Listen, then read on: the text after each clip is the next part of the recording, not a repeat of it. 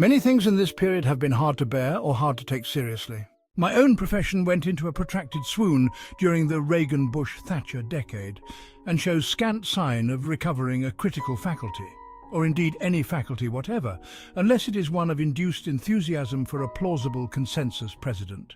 And my own cohort, the left, shared in the general dispiriting move towards apolitical atonal postmodernism. Regarding something magnificent like the long-overdue and still endangered South African Revolution, a jagged fit in the supposedly smooth pattern of axiomatic progress, one could see that Ariadne's thread had a robust reddish tinge, and that potential citizens had not all deconstructed themselves into Xhosa, Zulu, Cape-coloured or Eurocentric, had in other words resisted the sectarian lesson that the masters of apartheid tried to teach them.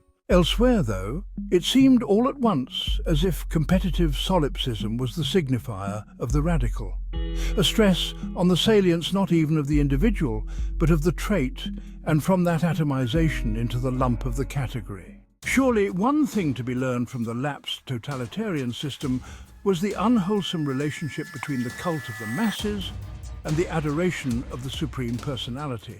Yet introspective voyaging seemed to coexist with dull groupthink wherever one peered about among the formally committed. Traditionally then, or tediously as some will think, I saw no reason to discard the Orwellian standard in considering modern literature. While a sort of etiolation, tricked out as playfulness, had its way among the non-judgmental, much good work was still done by those who weighed words as if they meant what they said. Some authors indeed stood by their works as if they had composed them in solitude and out of conviction. Of these, an encouraging number spoke for the ironic against the literal mind, for the generously interpreted interest of all against the renewal of what Orwell termed these smelly little orthodoxies, tribe and faith, monotheist and polytheist, being most conspicuous among these new and old disfigurements.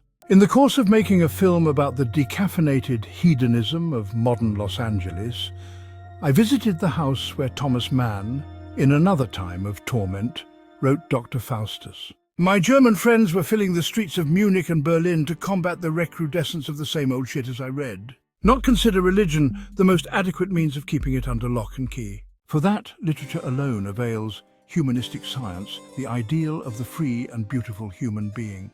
Of course, to be merely a political animal is to miss man's point, while, as ever, to be an apolitical animal is to leave fellow citizens at the mercy of ideolo. For the sake of argument, then, one must never let a euphemism or a false consolation pass uncontested. The truth seldom lies, but when it does lie, it lies somewhere in between.